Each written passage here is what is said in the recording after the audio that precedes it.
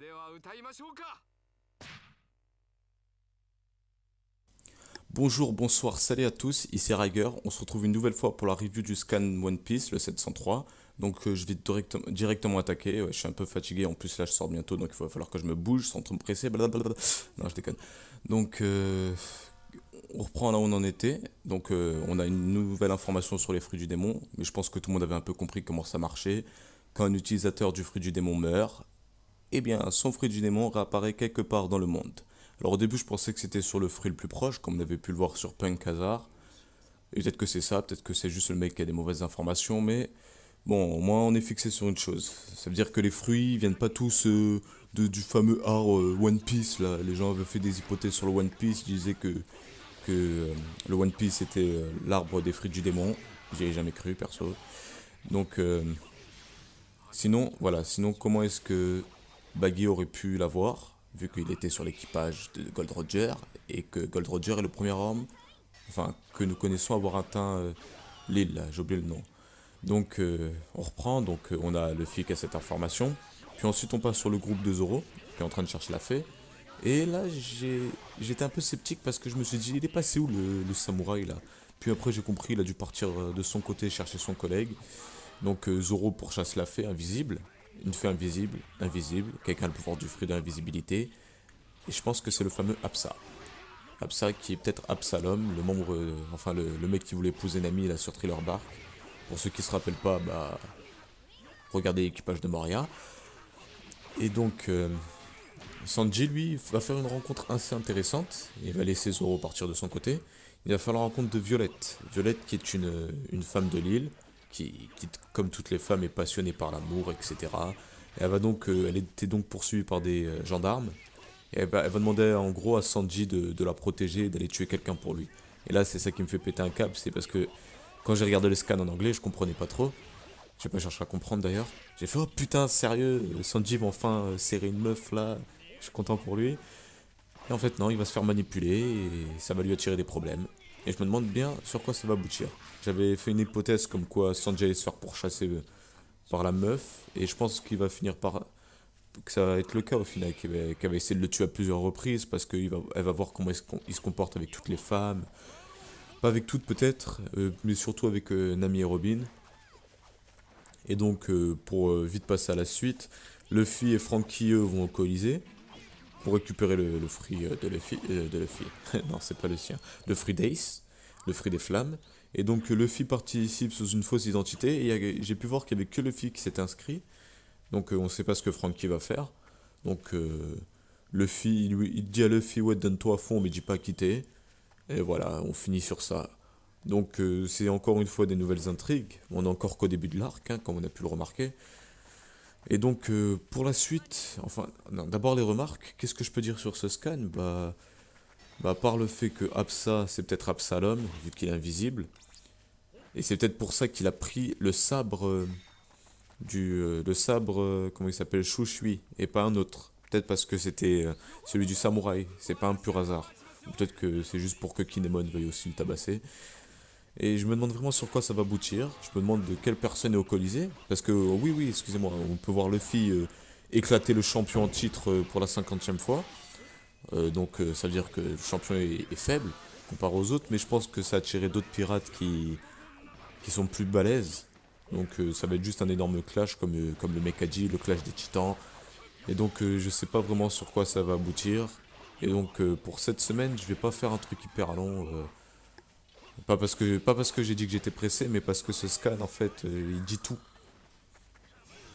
On voit Sanji qui va aller frapper quelqu'un pour la meuf, Zoro qui va poursuivre le mec invisible, Kinemon qui va chercher son collègue et Luffy qui va participer au tournoi, tandis que Franky va aller essayer de parler à Diamante.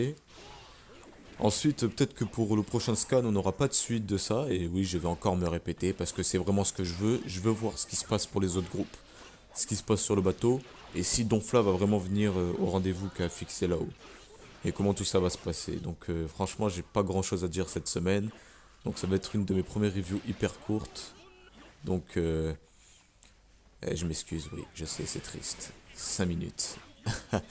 Donc voilà, c'est tout ce que j'ai à dire pour cette semaine. J'espère que que la semaine prochaine, j'aurai droit à un scan qui me donnera le plus d'idées. Donc je vous dis bonne journée, bonne soirée, salut à tous. Ah, attends. Comme toi, c'est pas la fin en fait. Je viens de remarquer en réécoutant ma vidéo et en relisant le scan, pour voir si j'avais pas oublié de préciser des trucs, que j'avais pas mentionné un personnage. En fait, c'est pas vraiment le personnage qui m'intéresse. Luffy et Frankie, avant d'aller s'inscrire dans le Colisée, ils font la rencontre d'un jouet unijambiste qui est le garde du Colisée. Donc là, tu vas me dire, ouais, qu'est-ce qu'il a d'important, ce mec? Que dalle. Non, en fait, non, je sais pas quoi il fait, il est juste là pour donner un côté fun. Mais c'est la situation. Il explique que la marine et les policiers n'ont pas le droit de rentrer dans le Colisée. Parce que la loi en vigueur à l'intérieur est la loi de la famille de Dofla. Donc là, tu vas me dire, oui, mais pourquoi tu nous parles de ça que maintenant alors que ça sert à rien? Eh bien, parce que j'étais en train de me poser une question. Ayant abandonné son poste de Shishipukai, cette loi ne devrait-elle pas enfin ne devrait ne ah excusez-moi c'est un mot compliqué donc je vais complètement changer ne devrait plus marcher plus mettre en vigueur je crois que c'est ça ouais j'explique c'était une sorte d'alliance que Donfla avait avec le gouvernement par le poste de Shinchipukai au même titre que Boa Hancock pour son île à elle parce que c'est une île de pirates mais les marines ne l'approchent pas parce que Boa Hancock et Shinchipukai avec et donc pour Donfla, je pense que c'est à peu près la même chose, étant donné qu'il veut avoir son royaume à lui sans être allié au gouvernement. Il est devenu Shinchipukai afin de pouvoir faire ses affaires tranquilles, sans que la loi lui fasse chier. Et comme il est censé avoir abandonné son poste de Shinchipukai, cette loi n'est plus censée marcher. Et donc je me suis dit, c'est peut-être un piège. Enfin, je veux dire, il a peut-être menti. Peut-être qu'il n'a pas vraiment abandonné son poste. Donc je sais qu'il y a eu la réunion sur la marine, tout ça, comme quoi Donfla avait abandonné son truc. Mais je suis en train de me dire que Aikainu, en y repensant à cette scène, Aikainu il est resté très zen. Je veux dire, on connaît Aikainu pour que pas pour qu'il soit comment dire violent. Je veux dire, quand il apprend une sorte ce genre de nouvelles, il aurait fait un truc du style ouais, je vais péter la gueule à Donfla, version Aikainu. Donc, ce que je pense qui se passe, c'est que Donfla a parlé de l'alliance, enfin ouais, à parler de l'alliance à Ekainu, en lui disant on va leur faire croire que j'abandonne mon poste, au moins comme ça ils vont croire que tout se passe bien, et on va pouvoir les piéger et les avoir. Donc je pense que c'est ça qui va se passer. Mais je pense que Donfla il va pas vraiment respecter ce qu'il a fait avec Ekainu. Je pense qu'il va essayer de lui retourner, genre de lui dire toi et moi on fait une alliance, comme eux ils ont fait, on la garde secret, on fait ce qu'on a à faire, et en fait Donfla il va finir par le lâcher au bout d'un moment. Donc j'ai juste enregistré ça pour que la vidéo dure un peu plus longtemps parce que 5 minutes c'était triste. Et donc si vous avez des remarques, des critiques, des corrections à faire, donc là je pense pas qu'il y en aura, et même donnez vos propres hypothèses qui pourraient être plus longues que la mienne parce que moi j'ai pas d'hypothèse pour ce scan, n'hésitez pas. Donc cette fois c'est le vrai au revoir, c'est le vrai à la semaine prochaine, c'est le vrai bonne journée, bonne soirée, salut à tous. Hop hop hop. Non je déconne. Bonjour, bonsoir, salut à tous.